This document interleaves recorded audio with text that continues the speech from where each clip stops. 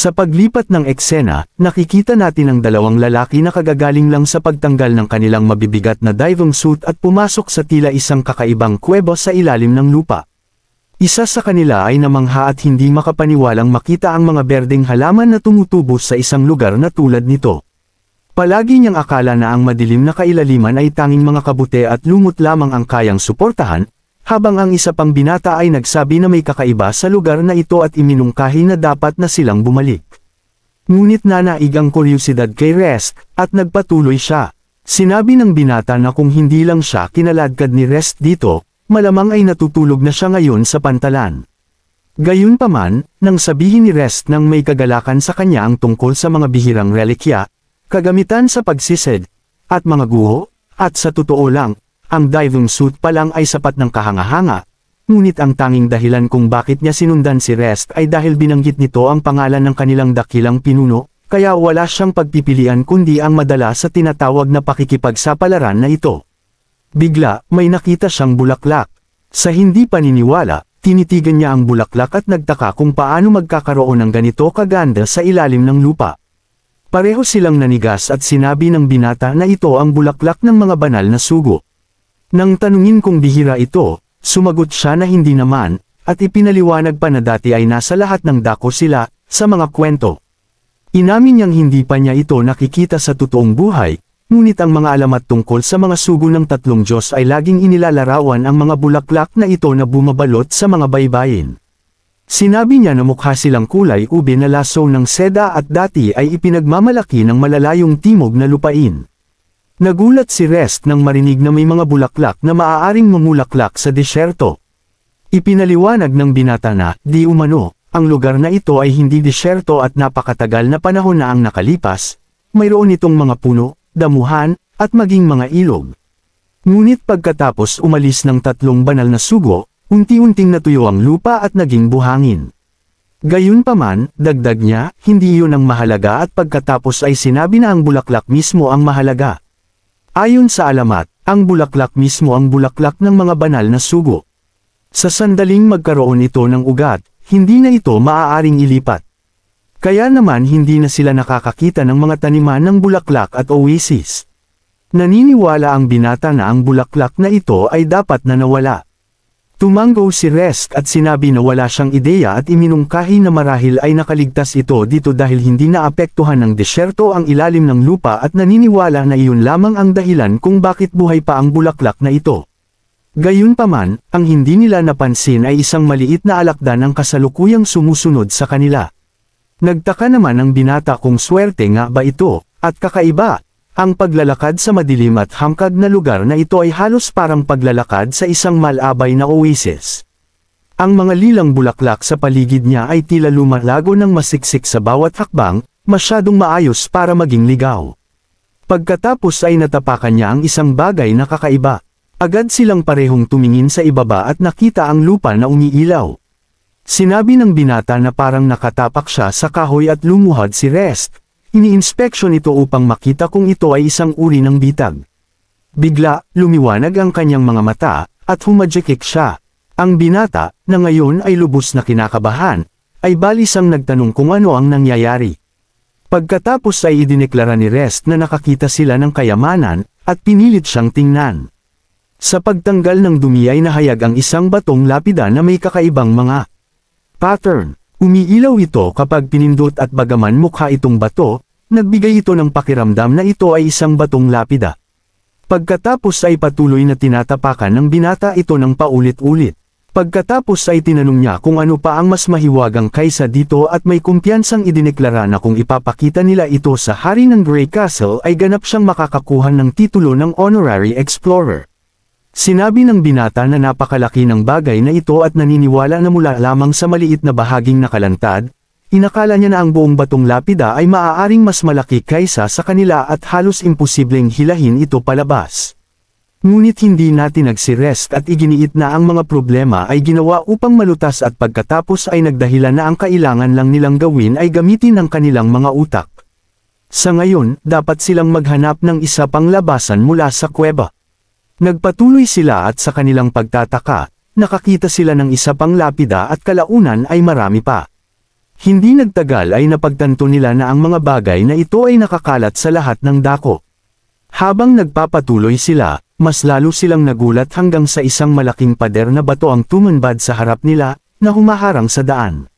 Sa pagtingala, sinabi ng binata na mukha itong tumpok ng mga kabaong at sa puntong iyon, may kutob siyang kailangan na talaga nilang umalis dito. Kahit na gumagapang ang pagkabalisa, si Rest ay halos sumisigaw sa tuwa. Kumbinsido siya na ang lugar na ito ay isang tanawin na maging si Lord Thunder mismo ay hindi pa nakikita. Kumpiyansa siyang idineklara na ito ay ang mga labi ng isang aktwal na guho.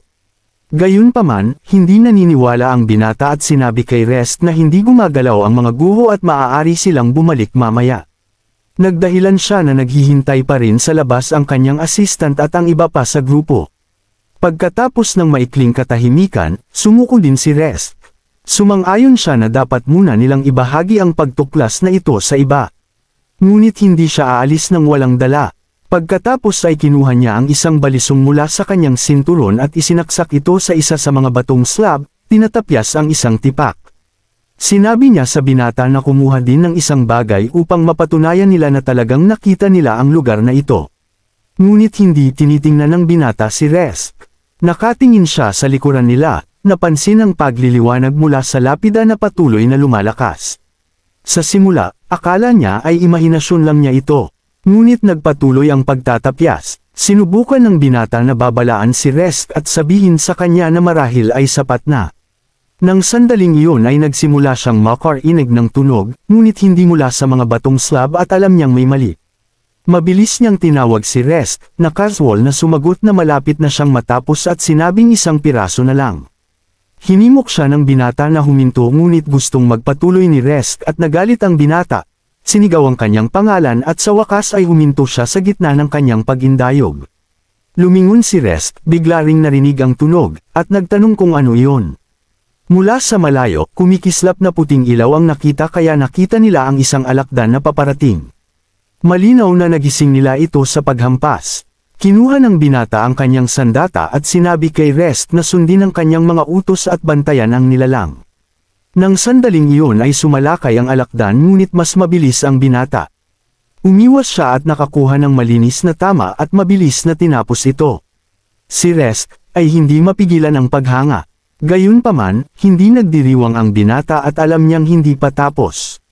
Sinabi niya na ang tunog kanina ay hindi kayang gawin ng isang alakdan sa desyerto. Pagkatapos, isang ilaw ang sumabog sa likuran nila at may napakalaking lumabas. Nang makita nila kung gaano ito kalaki, nang walang pag-aalinlangan, hinawakan ng binata ang kamay ni Rest at tumakbo. Mabilis nating ilipat ang 5 araw pagkatapos at tinanong ni Rest kung kumusta ang pakiramdam niya, inilalagay ang isang paso ng bulaklak sa bintana. Ipinaliwanag niya na walang magagandang bulaklak dito, ngunit mas maganda sa mata ang berde kaysa sa lahat ay buhangin. Sa isang nagkasalang ngiti, pinasalamatan ni Rest ang binata sa pagliligtas sa kanya. Tumawa lang ang binata, sinabing marahil ang pag-iwan sa kanya sa ilalim ng lupa na kuweba ay hindi naman masamang ideya sa huli. Tumawa si Rest, pagkatapos ay ibinahagi ang pinakabagong balita na naglabas ang Neverwinter ng mga bagong tagubilin at tila, gustong makita sila ng hari ng personal. Ipinagpatuloy ni Rest na ipaliwanag na may barko na ang ipinadala para sa kanila, nakatakdang dumating sa Dutch Port sa loob ng halos 2 araw. Hanggang doon, sinabi niya sa binata na magpahinga ng maayos. Ang eksena ay lumipat sa Neverwinter kung saan naramdaman ni Roland na maayos ang lahat. Ang Torch Project, sa lahat ng ulat, ay gumagawa ng matibay na pag-unlad. Mula noong Mayo, ang mga demonyo ay halos walang ipinakitang paglaban, at ang Riles ay patuloy na umaabot patungo sa Tikiri Ruins. Sa ganitong bilis, tinansya niya na magkakaroon sila ng Tikiri Ruins sa loob ng strike range ng unang hukbo sa kalagitnaan ng Hunyo na 10 araw ng mas maaga sa schedule. Ngunit ang tunay na sakit sa ulo ay ang mga kaaway mula sa Sky Sea Realm. Hindi masabi ni Roland kung ang pressure mula sa front na iyon ang nagpilit sa mga demonyo na iwanan ang kanilang pagtulak sa mayabong na kapatagan, o kung may ibang nangyayari. Sa anumang paraan, ang Neverwinter ay handa sa lahat. Siksik sila sa pera at butil, tumaas ang recruitment, at ang mga bagong bolt-action rifles ay pinapalitan na ang mas lumang mga revolver sa isang maayos na rollout. Nang sandaling iyon, lumitaw si Nightingale at binigyan ng ating binata ng isang banayad na masahe. Bago pa siya makapagpahinga, umalangaw-ngaw ang mga yapak sa labas at sa susunod na segundo, bumukas ang pinto. Akala ni Roland na marahil ay ang pinakabagong ulat ng pagsubok ni Celine ngunit si Tilly pala. Lumingon siya ng kinakabahan at sinubukan magbago ng paksa ng mabilis, casual na iniaalok sa kanya ang kanyang bagong inuming, chaos drink, na binulong ni Nightingale sa likuran niya na nagamit na niya ang trick na iyon. Ibinagsak ni Tilly ang kanyang kamay sa mesa, direktang tinanggihan ang alok, at humingi ng sagot na sinasabing sa huling pagkakataon, punanggakuan siya ni Roland ng gumaganang prototype ng lumilipad na sasakyan sa loob ng 2 linggo. Tinitigan niya si Roland ng matalim at isa-isang tinanong siya, "Kuya, nasaan na ang eroplano ko?" Ang unang reaksyon ni Roland, kaiyahiya, ay mayroon siyang alindog kapag galit siya. Ang katotohanan na tinatawag lang siya ni Tilly ng "Kuya" kapag siya ay nagkakaproblema o nasa harap ng ibang tao, hindi kapag siya ay nasa mabuting kalooban. Palagi niya itong gustong tuksuhin ng kaunti ngunit malinaw na hindi ito ang tamang oras. Huminga siya ng malalim at nagbigay ng seryosong tugon na ipinaliwanag na hindi pa ganap na kumpleto ang eroplano at idinagdag pa na may maliliit na bahagi pa rin na kailangan nilang gawin ni Anna at Soraya.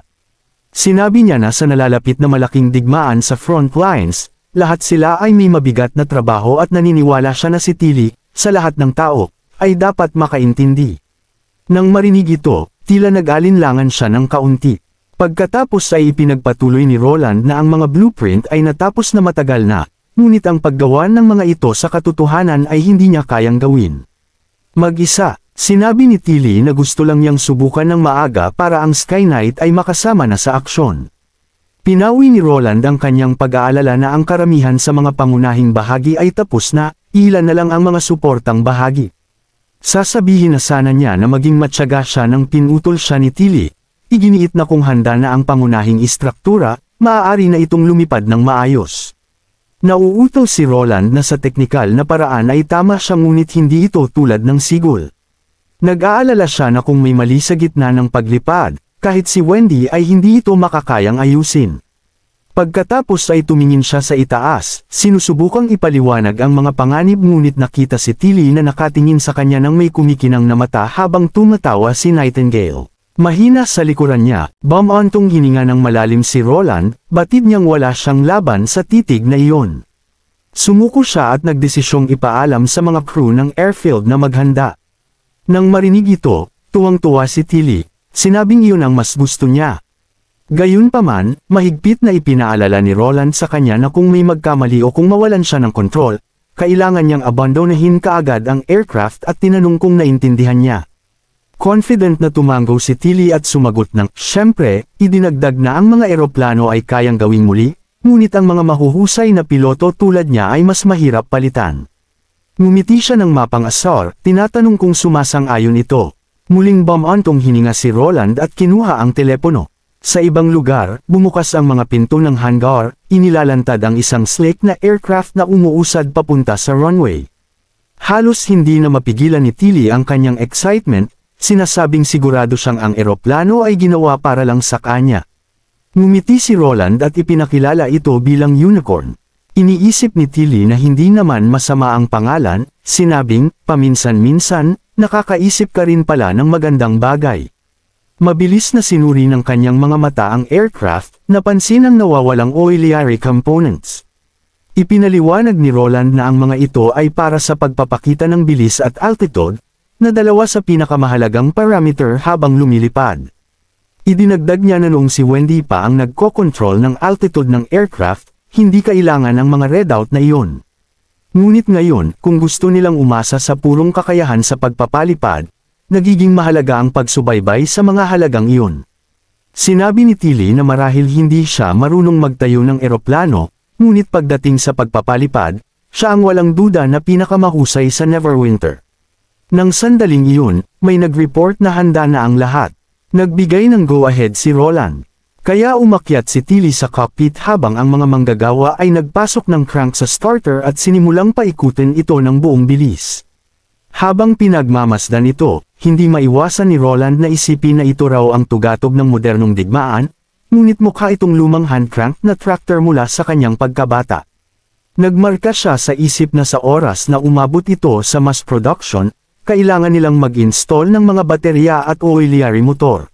Di nagtagal, umugang ang makina, bumubuga ng itim na usok habang nagsimulang umikot ang propeller. Isinuot ni Tilly ang kanyang mga goggles, at ilang sandali, ang unicorn ay lumipad mula sa runway at lahat ay nanood ng may pagkamangha.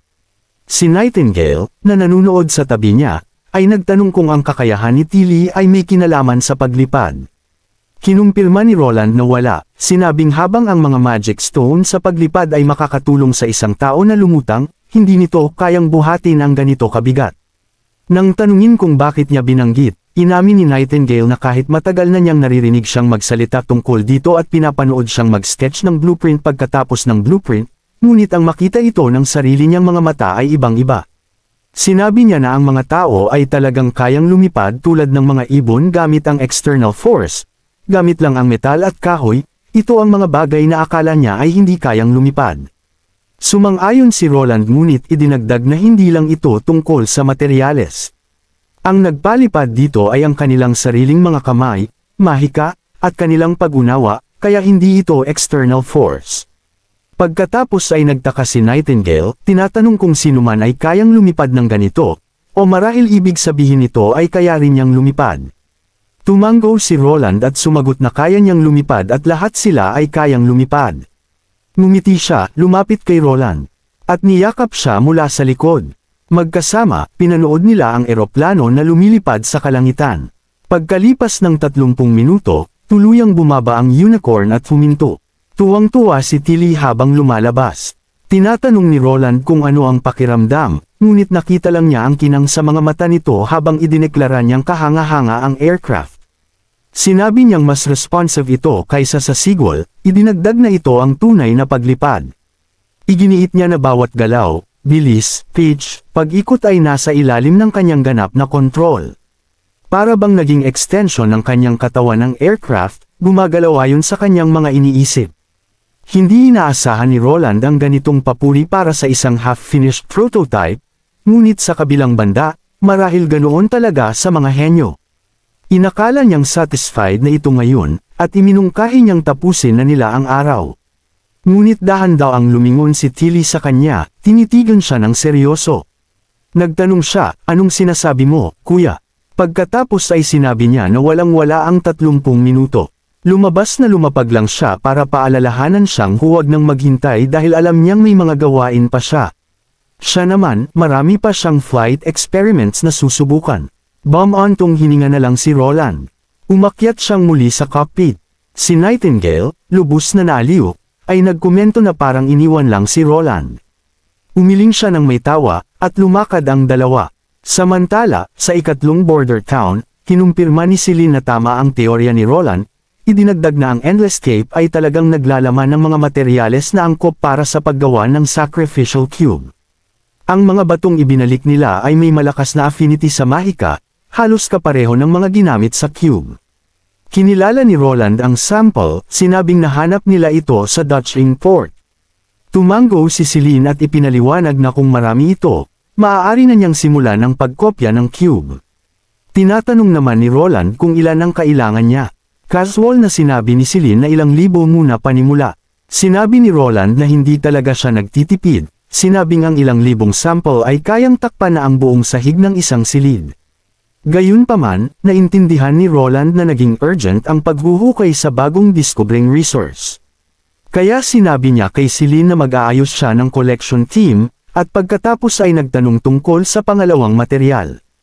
Ipinaliwanag ni Celine na mas kakaiba pa ito. Una, kinumpirma ng mga pagsusuri na ang kumikinang na mga bato ay walang pinsalang dulot sa mga hayop sa lab. Ang ilaw ay tila plain lights lamang, at hindi ang inakala ni Roland. Huminto siya, nakalimutan ang eksaktong termino, at ipinaalala ni Roland na radiation particles iyon. Tumango si Celine bagaman hindi niya ganap na inalis ang posibilidad ng napakaliit na antas ng radiation, isang napakahina para marehistro sa mga animal test. Iyon mismo, idinagdag niya, ay nagpapatunay ng mababa nitong panganib.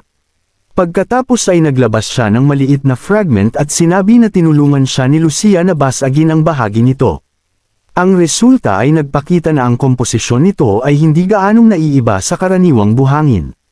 Nakuha nito ang kuryosidad ni Roland at ibinigay ni Celine sa kanya ang piraso, sinasabing habang mukha itong bato, mayroon itong kakaibang flexibility. Kapag kinompress, naglalabas pa ito ng ilaw. Idineklara niya itong pinakakakaibang material na nakatagpo niya kailanman. Ngunit hindi gaanong sumang-ayon si Roland. Tinatanong ni Celine kung alam niya kung ano ito. Nilinaw niya na, hindi ko alam kung ano ito, gayunpaman ay may ipinaalala ito sa kanya. Ipinaliwanag niya na kung ang lahat ng sangkap ay gawa sa mga elemento, kung gayon ang kanilang istruktura, gayon din ang kanilang make-up na humuhubog sa kanilang mga katangian. Ang nakita nilang kakaiba, idinagdag niya, ay maaaring ganoon lang ang pakiramdam dahil napakaliit ng kanilang kaalaman. Tumahimik si Celine, pagkatapos ay dahan-daang tumango, sinabing may punto at naaalala niya kung paano. Habang mas nagtatagal siya sa kanyang pananaliksik, mas napagtanto niya kung gaano kaliit ang tunay niyang naiintindihan. Gayunpaman, ang mga aklat na dinala mula sa Dream World ay nagbukas din ang kanyang mga mata sa di mabilang na di nalalaman. Pagkatapos, may binanggit siya na mas kakaiba pa. Tinatanong ni Roland kung ano iyon, at binanggit niya ang kanilang sarili. Ipinaliwanag niya na, ayon sa mga aklat na iyon, ang mga tao ay gawa sa mga basic elements tulad ng carbon, nitrogen, at hydrogen, karaniwan ay parehong sangkap ng mga puno. Ang tanging pagkakaiba ay ang mga tao ay kayang mag-isip, na mas kahanga-hanga kaysa sa pagpapaputok ng mga bato. Nabasa ni Nightingale ang parehong aklat, ngunit nahirapan pa rin siyang tanggapin. Hindi niya nagustuhan ang ideya na ang kanyang malambot na balat ay hindi naiiba sa balat ng puno. Ngumiti si Celine, sinasabing marahil ito ang misteryo ng istruktura na madalas na binabanggit ng kanyang kamahalan. Gayunpaman, walang sinuman sa kanila ang nakapansin na biglang nagdilim ang ekspresyon ni Roland. Nang mapansin nila, tinanong nila kung ano ang problema. Tumingin si Roland ng diretso kay Celine at hiniling sa kanya na ulitin ang sinabi niya. Akala niya ang ibig sabihin ay ang bahagi tungkol sa mga tao na mas kahanga-hanga kaysa sa mga slab ng bato, ngunit hindi iyon ang tinutukoy. Biglang nagkaroon ng realisasyon si Roland. Paano kung ang mga slab ay hindi inilagay doon para sa pag-alaala? Paano kung sila mismo ang mga stickmen na nagdodrawing sa mga tablet? Hindi makapaniwala si Celine. Tiningnan niya ang kumikinang na bato sa kanyang kamay at iginiit na ang mga stickmen ay ang mga slab. Ang kanilang nadiskubre ay maaaring ang kanilang mga labi. At marahil, hindi rin sila carbon-based life-forms. Nagulat si Celine, sinabing mukha itong malayo sa katotohanan at tinanong kung may tunay na ebidensya si Roland, ngunit inamin niya na teorya lang ito dahil, mula sa evolutionary standpoint, imposibleng mangyari ang ganoon. Kahit na, sinabi ni Celine na ang ideya ni Roland ay kakaibang nagkakatugma sa mga paglalarawan sa mural. At kung ganoon, wala nang ibang pagpipilian kundi isantabi muna ang misteryo. Naniniwala siya na kung patuloy silang susulong, sa pamamagitan lamang ng ganitong uri ng paghahanap, aniya, magaganap ang tunay na paglago. Pagkatapos ay naglabas siya ng dalawang maliliit na kumikinang na bato at ipinaliwanag na sinubukan niya ang mga ito bilang posibleng kapalit ng magic stones na ginagamit sa pagpapailaw. Ngunit ang mga resulta ay nakakadismaya. Pinisil niya ang dalawang bato sa kanyang mga kamay. Ang isa ay kumikinang ng maliwanag, ang isa ay mabilis na lumabo, kahit na pantay ang pressure na inilapat niya. Doon napansin ni Roland na ang liwanag at tagal ay nakaugnay sa deformation at volume at doon, nagkaroon siya ng ideya. Sinabi niya na ang bagay na ito ay maaaring perpektong tracer-round material. Habang lumilipat ang eksena, matagal nang naglalayag ang malaking fleet ni Thunder. Nakatayo sa deck, itinaas niya ang kanyang boses at idineklara na bawat isang tao dito ay isa sa pinakamahusay na explorer ng fjord. Marami sa kanila ang nakipagsapalaran sa Shadow Island. Kaya hindi na siya nag-aksaya ng oras sa pag-uulit, ngunit binigyang diin niya ang isang bagay. Ang posisyon ng mga islang ito ay hindi predictable, at sa panahon ng low tide, ang mabigat na hamog ay dadaloy kaya gaano man sila kapamilyar, hindi sila maaaring magpabeya. Sabay-sabay na sumagot ang mga crew. Sinabihan siyang huwag mag-alala at ang ilan pa ay nagbiro, malakas at walang pakialam ang kanilang mga boses. Samantala, mahinahong bumantong hininga si Camila. Nakapagtataka, naisip niyang namimiss niya ang unang hukbo. Sinabi niya na kahit papaano, hindi sila kumilos na parang kawan ng ligaw na unggoy sa mga misyon. Nakatuwid sila at mukhang matalas, at nakakapresko lang tingnan sila. Sa ibang bahagi ng cabin, nakita niya si Joanne na patakbo-takbo, at malapit si Margaret. Nang mapansin ni Joanne si Camila, nagulantang siya at nagtago sa likod ni Margaret.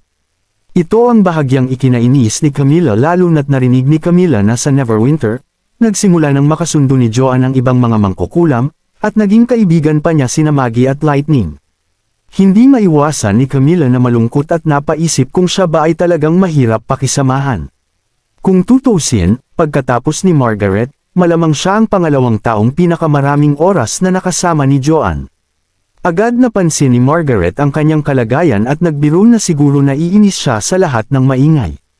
Ipinaalala niya kay Camila na hayaan na lang ang mga lalaki na mag-alala sa misyon at narito sila para mag-enjoy sa tanawin at ituring itong isang biyahe. Ngunit hindi sumang-ayon si Camila at naramdaman niyang ang ganap na pagiging walang kibo ay nangangahulugang ipinagkakatiwala niya ang kanyang buhay sa kamay ng iba at hindi iyon nakakabuti sa kanya. Tinanong ni Margaret kung hindi niya pinagkakatiwalaan si Thunder. Ngunit hindi iyon ang ibig sabihin ni Camila. Marahang hinawakan ni Margaret ang kanyang kamay at inilakad siya. Sinabi niya na kahanga-hanga ang pagganap sa tungkulin ni Camila, kung hindi ipinagkatiwala ni Lady Tilly sa kanya ang pagbabantay sa Slandering Island. Ngunit minsan, dagdag niya, hindi masama ang umasa ng kaunti sa iba. Hindi lang kay Thunder, kundi kay Lady Tilly din. Ang masyadong matagal sa dagat na ang nerbiyos ay laging balisa ay maaaring magpabaliw sa isang tao. Nagpatuloy siya sa pagsasabi na, oo, ang mga lalaki ay maaaring kumilos na parang mga pirata sa kalahati ng panahon, ngunit sila ay magaling sa kanilang ginagawa.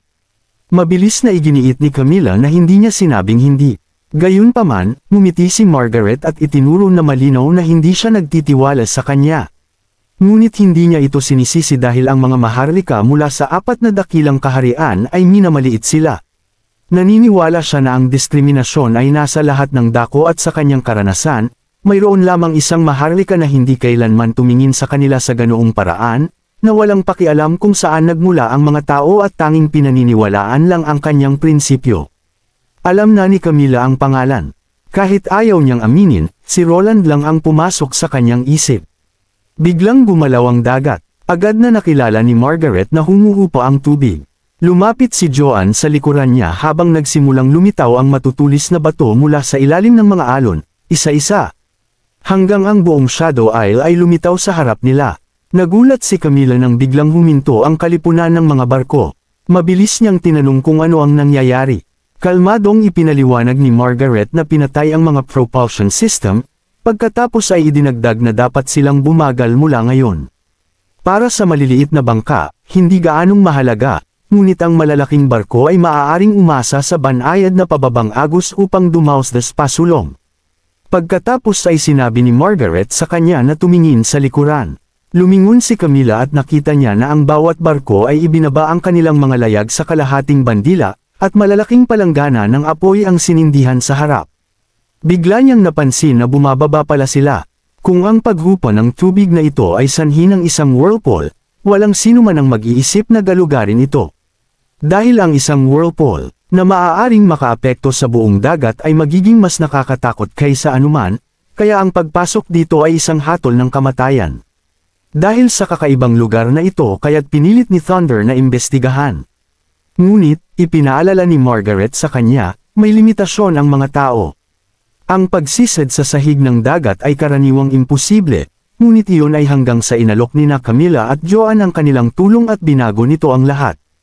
Nang sandaling iyon, itinuro ni Joanne ang unahan, sumisigaw na nakakita siya ng isdang pula.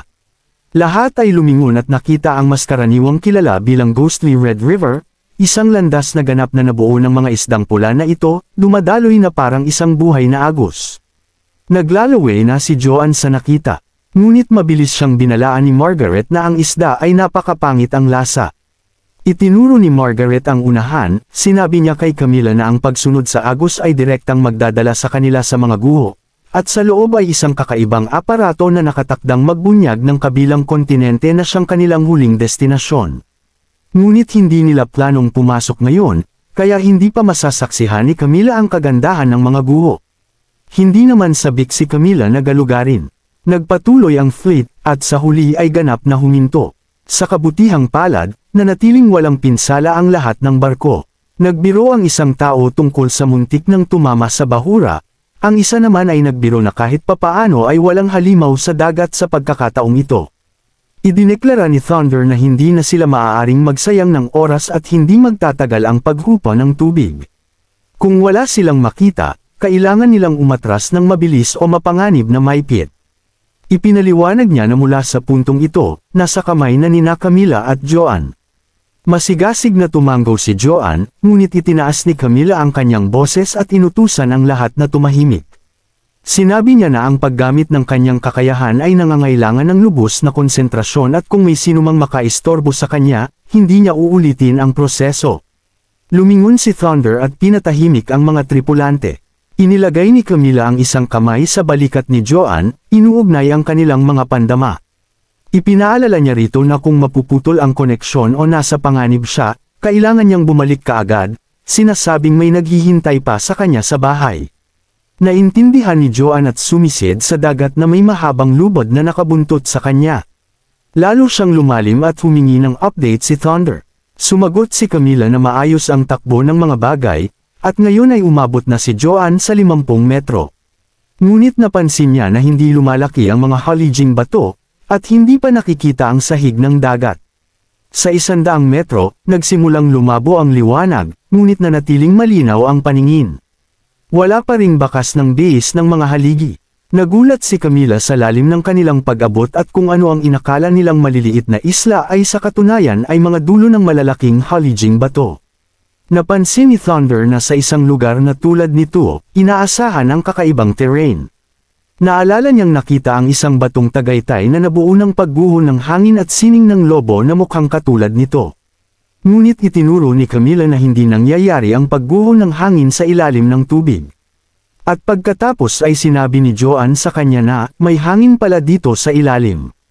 Inakala ni Camila na mali ang narinig niya at sinabi sa kanya na ulitin. Akala ni Thunder na siya ang kausap nito, ngunit pinutol siya ni Camila at sinabi sa kanya ang sinabi ni Joanne. Nagulat ang lahat nang marinig na may hangin sa ilalim ng tubig. Ipinaliwanag ni Joanne na hindi niya ito nararamdaman, ngunit naririnig niya ito at tinanong kung naririnig din ito ni Camila. Nagpatuloy si Joanne sa kanyang pagbaba ngunit binago ang kanyang katawan. Lumitaw ang mga kaliskis sa kanyang mga bukong-bukong, ang kanyang mga binti ay nagsama upang maging isang buntot at dinagtagal ay bumilis ang kanyang bilis. Sa 200 metro, sa wakas ay narinig din ni Camila ang hangin ngunit ang sahig ng karagatan ay nanatiling hindi nagbabago. Sa 400 metro, ganap ng dumilim, ngunit nakakakita pa rin si Joanne ng hindi umaasa sa liwanag. Nagpatuloy ang mga haligi, at nagsimulang lumitaw ang mga bago. Ngunit halos naabot na ng lubod na nakatali sa kanya ang dulo nito. Walang sino man ang sigurado kung nasa 600 metro na ba siya o 800, kaya kailangan nilang magkabit ng mas mahabang lubod. Pagkatapos ay nasaksihan nina Joanne at Camila ang isang bagay na hindi kapanipaniwala at agad na tinanong ni Thunder kung ano ang nangyari. Nanginginig ang boses ni Camila at sumagot siya na nawala ang mga haligi. Pagkatapos ay inihayag niya na walang sahig ng dagat, walang pundasyon, at ang mga haligi ay lumulutang lamang sa tubig. Agad nagsimulang magpahayag ng pagdududa ang mga tripulante. Ang ilan ay nagtanong kung paanong may lulutang at mananatiling perpektong hindi gumagalaw, habang ang iba naman ay nagsabi na kahit mahinang agos ay dapat na dahan daw ang nagtulak sa buong Shadow Island. Sumigaw si Thunder para tumahimik ang lahat at bumaling kay Camila, tinatanong itong kumpirmahin ang nakita niya. Inamin ni Camila na hindi siya sigurado, napansin na hindi magkakapareho ang haba ng mga haligi at ang mga bagong haligi ay patuloy pa ring pababa. Tinanong ni Joanne kung gusto ni Camila na tingnan niya ng mas malapitan. Sinabi niyang may kakaiba din siyang nararamdaman at sinabihan siya ni Camila na maging maingat. Maingat na lumangoy si Joanne patungo sa pinakamalapit na halijing bato. Pagkadikit ng kanyang mga daliri dito, nagsimula itong hamaba. Sa una, inakala niya na imahinasyon lang niya ito. Ngunit pagkatapos, may lumangoy na isda at sa isang iglap, ito ay hamaba ng hindi natural at nahila. Pagkaunawa ni Joanne sa nangyayari, huli na ang lahat. Sumigaw si Camilla sa kanya na bumalik. Malakas na sinipan ni Joanne ang kanyang buntot, sinusubukang umangat, ngunit patuloy na humahaba ang kanyang katawan. Sinubukan ng lahat na hilahin ang lubod ngunit hindi niya mapigilan ang sarili na lumubog. Naguluhan siya habang tinatanong si Camilla kung ano ang gagawin. Sumigaw si Camilla sa kanya na huwag huminto at sinabihan siyang magtulak pa ng mas malakas, iginiit na kaya niya. Ngunit habang mas lumalangoy si Joanne, mas mabilis siyang lumulubog. Inabot niya ang kanyang braso pataas habang sumisigaw ng pakiusap, iligtas siya. Iyon ang huling narinig ni Camilla bago naglaho si Joanne. Lumuhad si Camilla, basang-basa ng pawis. Mabilis na lumapit si Thunder, nagtatanong kung ano ang nangyari, anong uri ng panganib ang kinaharap ni Joanne. Si Camilla, humihingal, ay nagsabing nawalan sila ng koneksyon. Samantala, wala nang makita si Joanne, tanging ang pakiramdam ng patuloy na paglubog ng mas malalim. Pagkatapos bigla, nakakita siya ng maliwanag na ilaw. Nagbalik ang kanyang kamalayan at sa pilitan niyang iniangat ang kanyang ulo at wala siyang nakita kundi purong bato sa itaas niya, na may umalangaw na ugong ng hangin sa kalaliman. Hindi pa rin niya mapigilan ang kanyang sarili sa pagkahulog.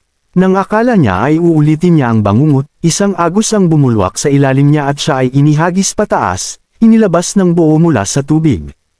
Ang sumunod niyang nalaman, siya ay nasa ere. Baliktad ang kanyang mundo at bago pa niya maproseso ang nangyari, siya ay muling nahulog sa dagat. Walang ideya si Joanne kung nasaan siya, walang pahiwatig kung makakabalik pa siya at dinatnan siya ng takot. Ngunit pagkatapos naisip niya ang kanyang mga kaibigan na naghihintay pa rin sa kanya. At sa pag-iisip na iyon, bumulong siya sa sarili na gusto niyang bumalik. Pagkatapos, lumingon siya at muling lumangoy pataas.